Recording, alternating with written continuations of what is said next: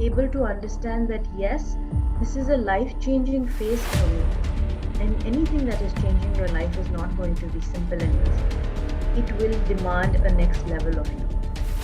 So trust that, and trust that you are always given what you can carry.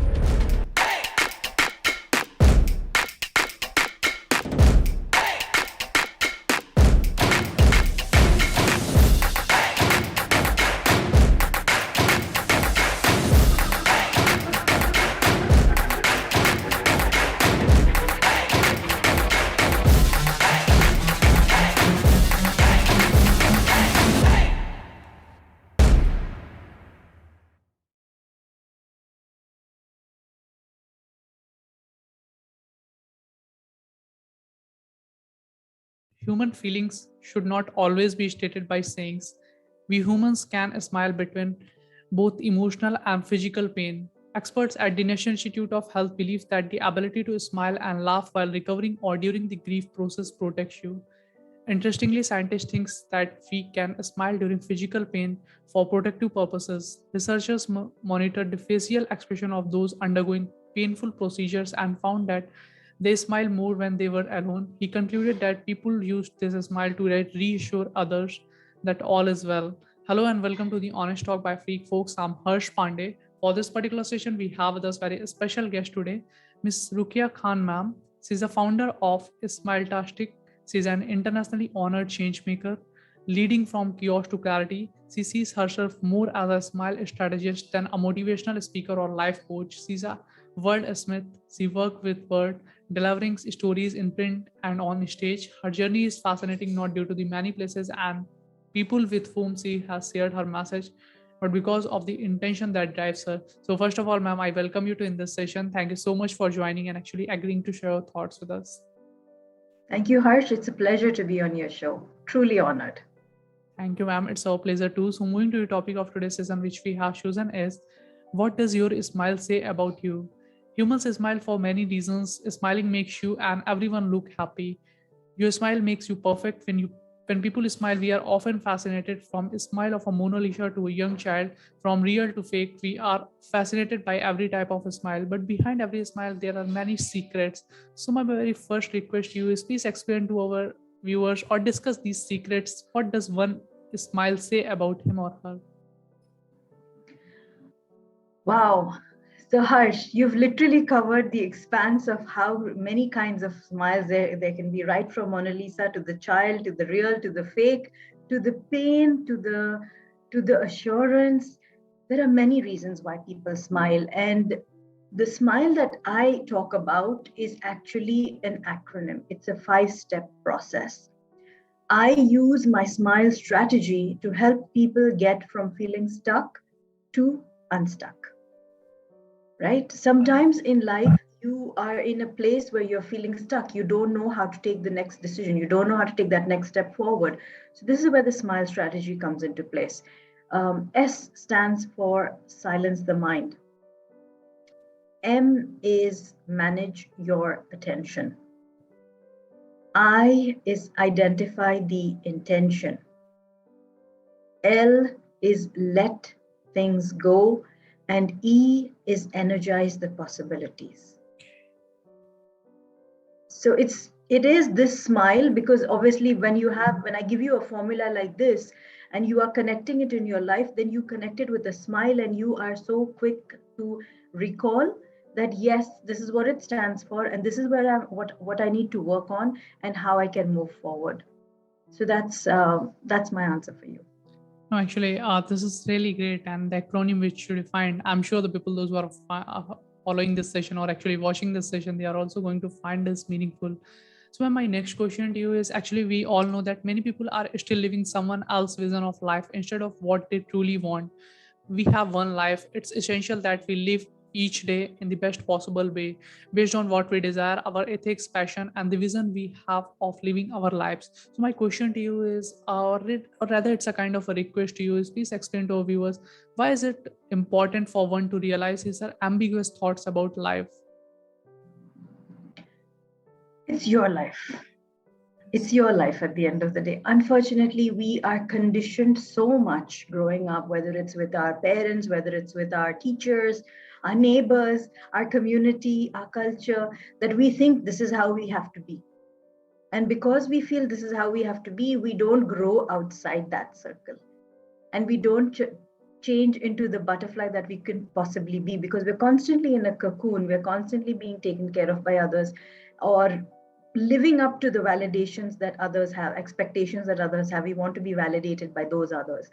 Now, wouldn't it be beautiful if you could take ownership of your life? And a lot of the work that I do is around ownership, because my TEDx talk is about the art of possibility, what is possible.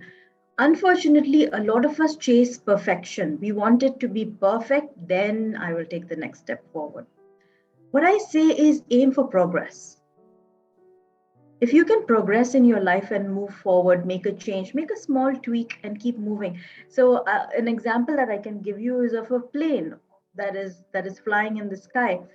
If the compass moves just by 1 degree or 2 degrees, it might not be evident to the pilot, or to even the, obviously the travelers, of course not, but to the pilot it might not really be evident that the plane has taken a small shift and it is moving. But on the long run, when the plane keeps moving, it has moved further away from its track, right? So make small changes in your life to discover who you are. Give yourself that time, sit with yourself, do some journaling, get to understand who you really are, and then accordingly you can decide what you would like to do with your life. Indeed, ma'am. Actually, you have answered this, and people, those who are watching this, I'm sure they are going to find us insightful as well as meaningful. And now, my next question to you is actually this is a very quite sensitive one. We know that our daily lives have been digitalized, tracked, and tied up in matrices. Our real selves have split into online avatar and profile picture and status updates. A virtual life is sunny and bright. It's where you post your prettiest picture and tell all your best news. But is it real? Most importantly, is it healthy? It isn't healthy. It definitely is not healthy. As long as you don't get absorbed in that story. Sometimes we want to live up to the images, the pretty pictures that we've posted online, and then sometimes we look back at those pictures and we kind of beat ourselves down for not being that person. Everybody is going through a transition. Everybody in the world in the last 2 years, almost 2 years now, has gone through a transition. Exactly. We've all evolved. We've all developed new habits. We've all understood that geography is no longer a limitation. We are meeting, both of us are now meeting like this. In a previous time, it would have been, no, I have to meet you at my office or something like that, right?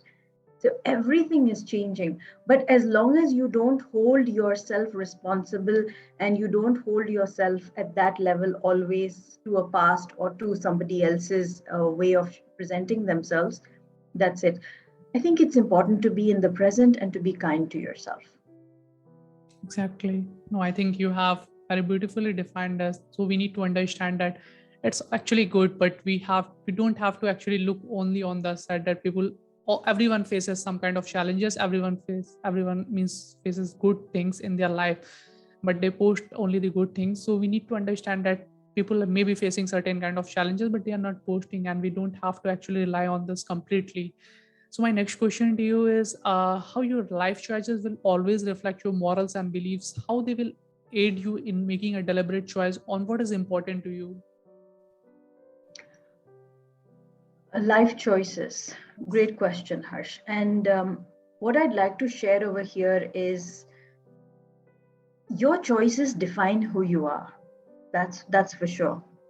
But it's also important to identify, are these your own choices, or are these choices you are making because that's what is expected of you, or that is what the community, as I said, the conditioning around you is expecting of you.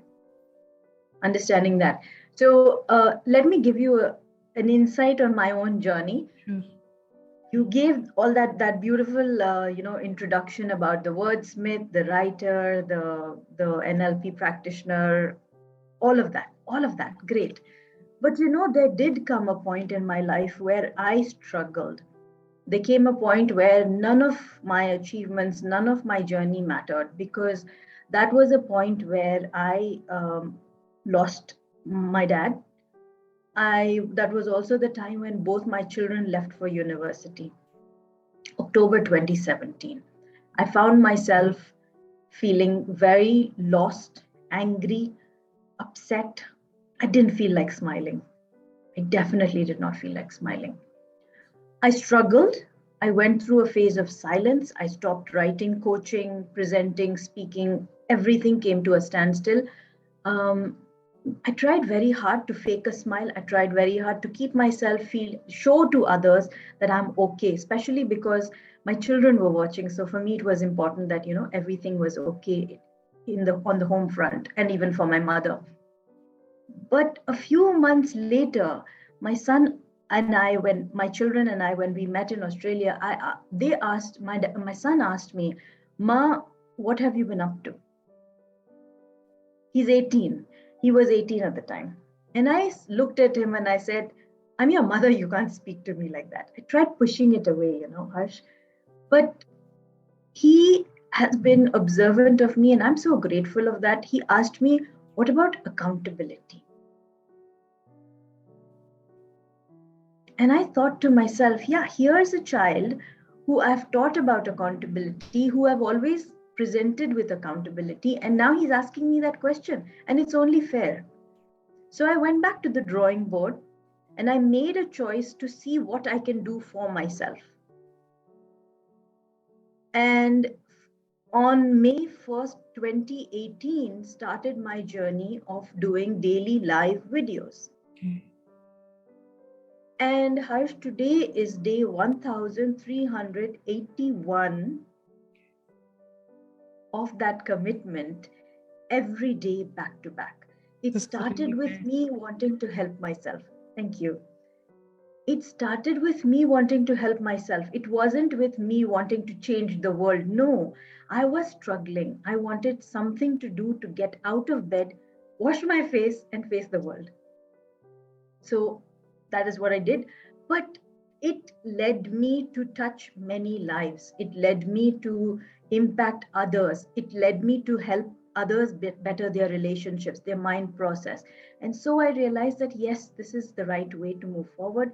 And it has just helped me evolve, grow, reach more people, and be very grateful for that question and the fact that I have a relationship with my children that allows for us to communicate and help each other up.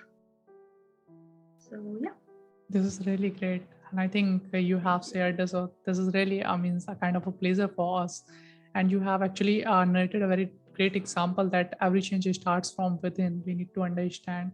And my next question to you is actually, we all have this amazing fantasy about life. This is how things work.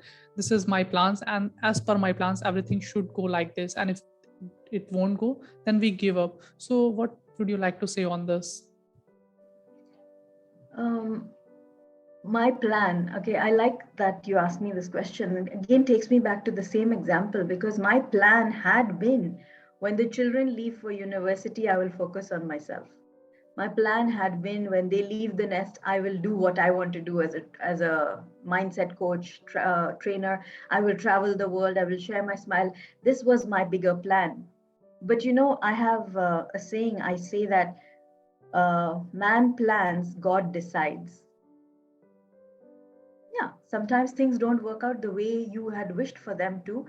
And in those moments, it's important for you to be kind to yourself, to be patient, to trust the process.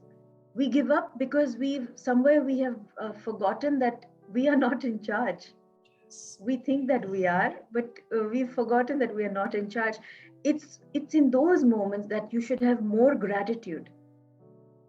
It's in those moments that you need to have more awareness of what is this situation trying to teach me.